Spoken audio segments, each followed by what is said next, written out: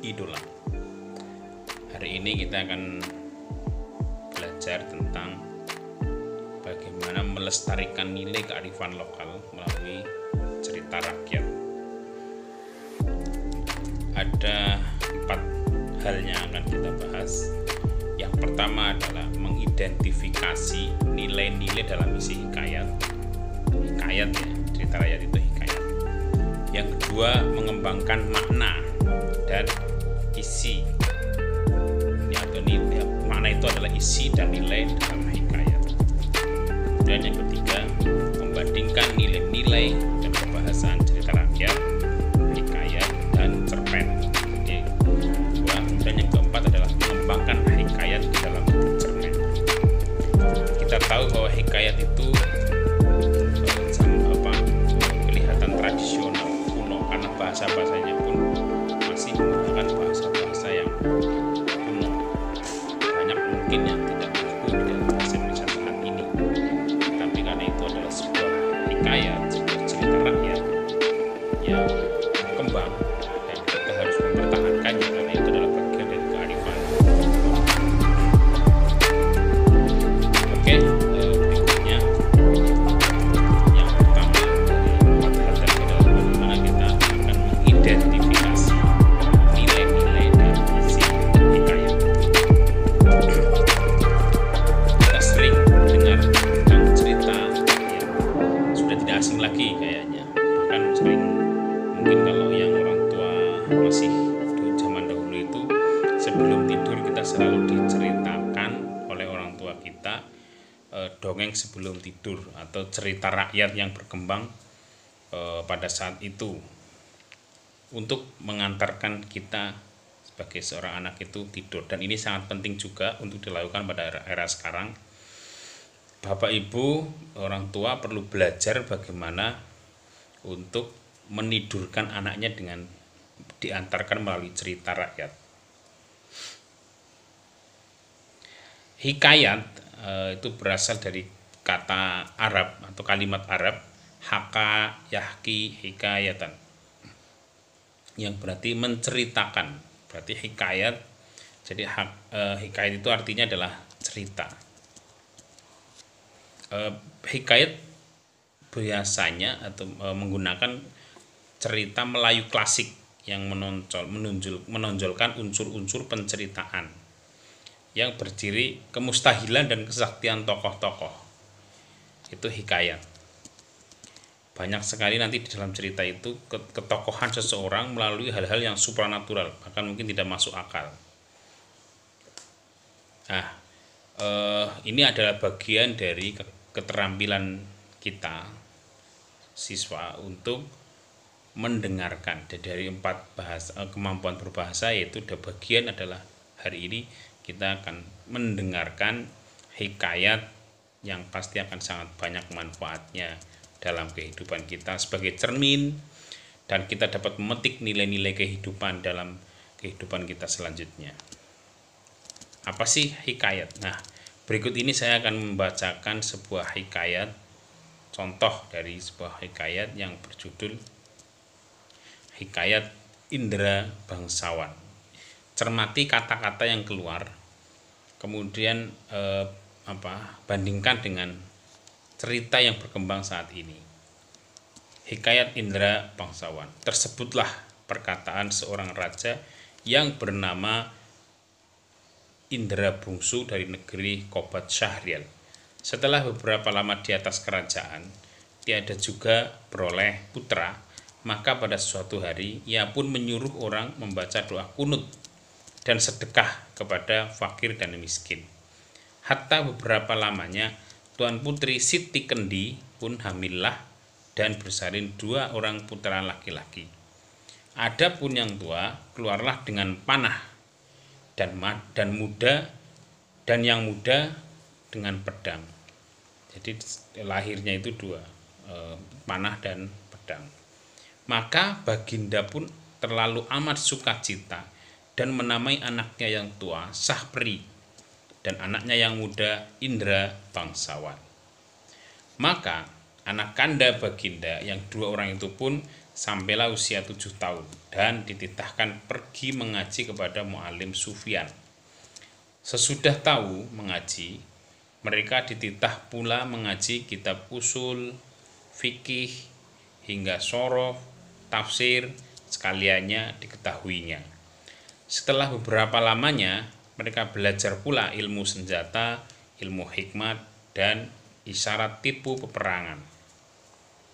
Maka Baginda pun bimbanglah, tidak tahu siapa yang patut dirayakan dalam negeri karena anaknya kedua orang itu sama-sama gagah. Jikalau Baginda pun mencari muslihat, ia menceritakan kepada kedua anaknya bahwa ia bermimpi bertemu dengan seorang pemuda yang berkata kepadanya, barang siapa yang dapat mencari buluh perindu yang dipegangnya, ialah yang patut menjadi raja di dalam negeri. Setelah mendengar kata-kata Baginda, Sahpri dan Indra Bangsawan pun bermohon pergi mencari buluh perindu itu. Mereka masuk hutan, keluar hutan, naik gunung, turun gunung, masuk rimba, keluar limba menuju ke arah matahari hidup. Maka datang pada suatu hari, hujan pun turunlah dengan angin ribut, taufan, kelam kabut, gelap gulita, dan tiada kelihatan barang suatu pun. Maka Sahpri dan Indra Bangsawan pun bercerailah. Setelah teduh hujan ribut, mereka pun pergi saling cari-mencari. Tersebutlah pula perkataan Sahpri yang sudah bercerai dengan saudaranya Indra Bangsawan, maka ia pun menyerahkan dirinya kepada Allah Subhanahu wa Ta'ala dan berjalan dengan sekuat-kuatnya. Beberapa lama di jalan, sampailah ia kepada suatu taman dan bertemu sebuah magelikai. Ia naik ke atas magelikai itu dan melihat sebuah gendang tergantung. Gendang itu dibukanya dan dipukulnya. Tiba-tiba ia terdengar orang yang melarangnya memukul gendang itu. Lalu diambilnya pisau dan ditorehnya gendang itu. Maka Putri Ratnasari pun keluarlah dari gendang itu. Putri Ratnasari menerangkan bahwa negerinya telah dikalahkan oleh Garuda. Itulah sebabnya ia ditaruh orang tuanya dalam gendang itu dengan suatu cembul. Di dalam cembul yang lain ialah Perkakas dan dayang-dayangnya. Dengan segera Sahpri mengeluarkan dayang-dayang itu. Tatkala Garuda itu datang, Garuda itu dibunuhnya.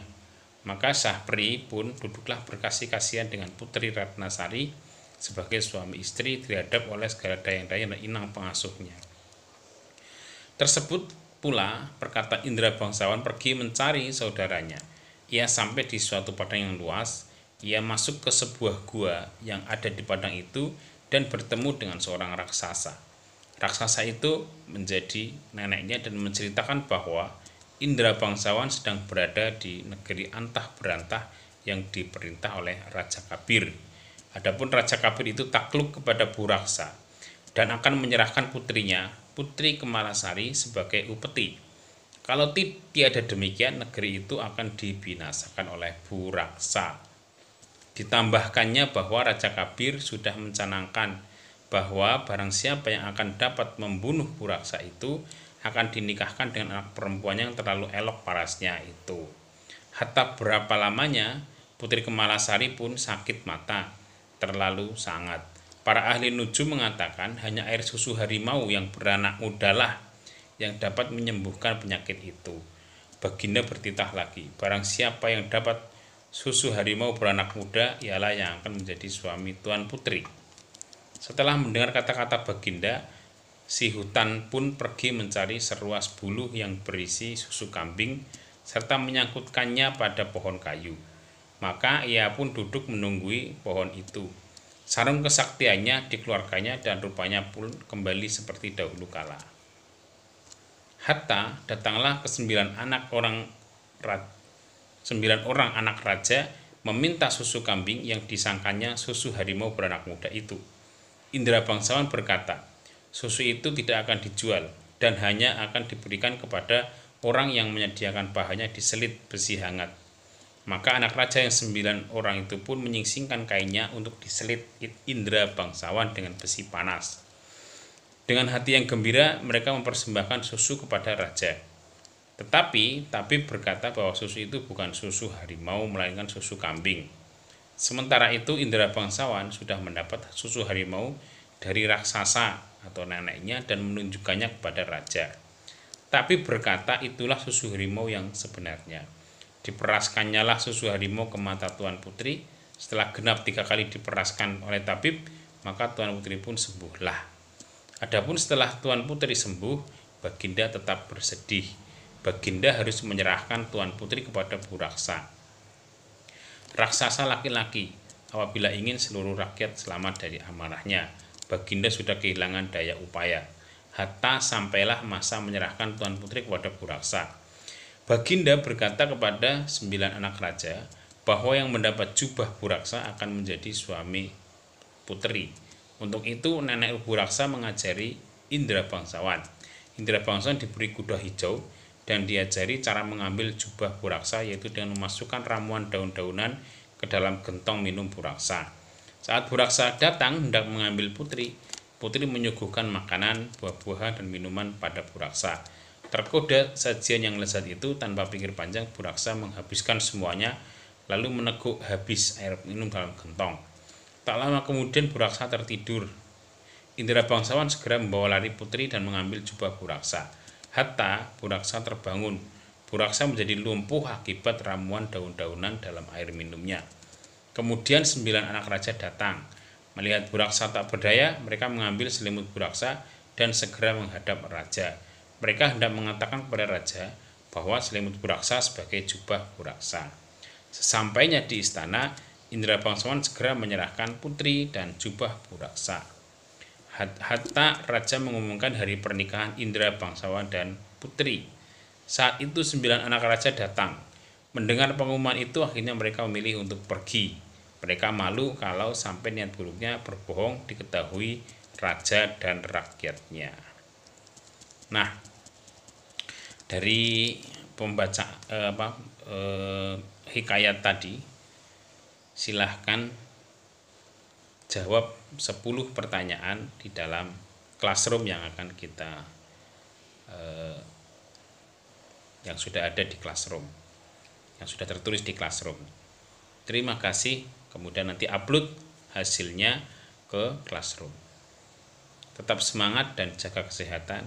Cukup sekian dari Guru Idola. Wallahul muwaffiq ila aqwamit thoriq. Wassalamualaikum warahmatullahi wabarakatuh.